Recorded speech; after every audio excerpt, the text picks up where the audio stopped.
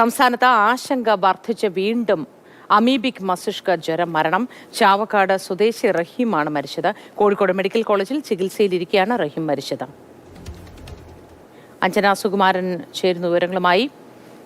അഞ്ജന, വീണ്ടും ഒരു മരണം കൂടി. നമ്മൾ ആശങ്കപ്പെടേണ്ട, ജാഗ്രത മതി എന്ന് പറയുമ്പോഴും ഇതിനെന്ത് കാരണമാണ്, ഇതെങ്ങനെയാണ് പടരുക, ഇത് പടരാതിരിക്കാൻ എന്താണ് ചെയ്യേണ്ടത് തുടങ്ങിയ കാര്യങ്ങളിൽ ഒരു ആധികാരികമായ വിശദീകരണം ഇപ്പോഴും ആരോഗ്യവകുപ്പിന്റെ ഭാഗത്തുനിന്ന് ഉണ്ടാവുന്നില്ലല്ലോ.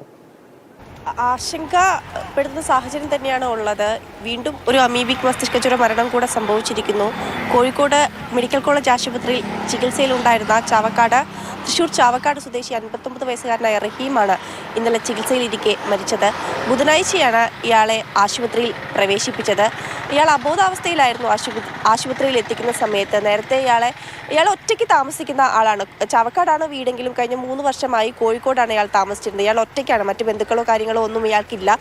അവിടെ നിന്നൊക്കെ മാറി ഒറ്റയ്ക്ക് താമസിക്കുന്ന ഒരാളാണ്. ഇയാളെ നാട്ടുകാരും അയൽവാസികളും ഒക്കെ അബോധാവസ്ഥയിൽ കണ്ടതിനെ തുടർന്ന് കോഴിക്കോട് ബീച്ച് ആശുപത്രിയിൽ ആദ്യം പ്രവേശിപ്പിക്കുകയായിരുന്നു. അവിടുന്ന് ഈ അമീബിക് മസ്തിഷ്ക ജ്വരത്തിന് സമാനമായ ലക്ഷണങ്ങൾ കണ്ടതിനെ തുടർന്ന് ബീച്ച് ആശുപത്രിയിൽ നിന്നും ഇയാളെ കോഴിക്കോട് മെഡിക്കൽ കോളേജ് ആശുപത്രിയിലേക്ക് മാറ്റുകയായിരുന്നു. ബുധനാഴ്ചയാണ് കോഴിക്കോട് മെഡിക്കൽ കോളേജ് ആശുപത്രിയിൽ എത്തിച്ചത്. ഇയാളെ അവിടെ എത്തിക്കുമ്പോഴും ഇയാൾ അബോധാവസ്ഥയിലായിരുന്നു. ഇയാൾക്ക് വേറെ മറ്റ് അസുഖങ്ങളൊക്കെ ഉണ്ടായിരുന്നു. അതോടൊപ്പം തന്നെ ന്യൂമോണിയ ബാധിതനായിരുന്നു ഇയാളെന്നും കൂടെ ആശുപത്രി അധികൃതർ പറയുന്നുണ്ട്. ഇന്നലെയാണ് ഇയാളുടെ ഈ സ്രവ പരിശോധനാ ഫലം വന്നത്. കഴിഞ്ഞ ദിവസം നട്ടിൽ നിന്നും സ്രവം എടുത്ത പരിശോധനയ്ക്ക് അയച്ചിരുന്നു. മെഡിക്കൽ കോളേജ് ആശുപത്രിയിൽ തന്നെയുള്ള മൈക്രോബയോളജി ലാബിലാണ് ഇന്നലെ ഇയാളുടെ സ്രവ പരിശോധനാ ഫലം വന്നത്. അതിലാണ് പോസിറ്റീവായിരുന്നത്. മിനിഞ്ഞാന്ന് മുതൽക്ക് തന്നെ ഇയാളുടെ അസുഖം ഗുരുതരമായിരുന്നു.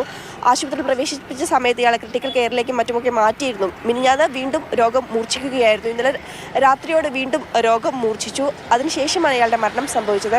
ഏതായാലും ഇപ്പോൾ കോഴിക്കോട് മാത്രം 7 പേരാണ് ഇതിനോടകം തന്നെ അമീബിക് മസ്തിഷ്ക ജ്വരം ബാധിച്ച് മരണപ്പെട്ടിട്ടുള്ളത്. നിലവിൽ കോഴിക്കോട് മെഡിക്കൽ കോളേജ് ആശുപത്രിയിൽ 10 പേരാണ് ചികിത്സയിൽ കഴിയുന്നത്.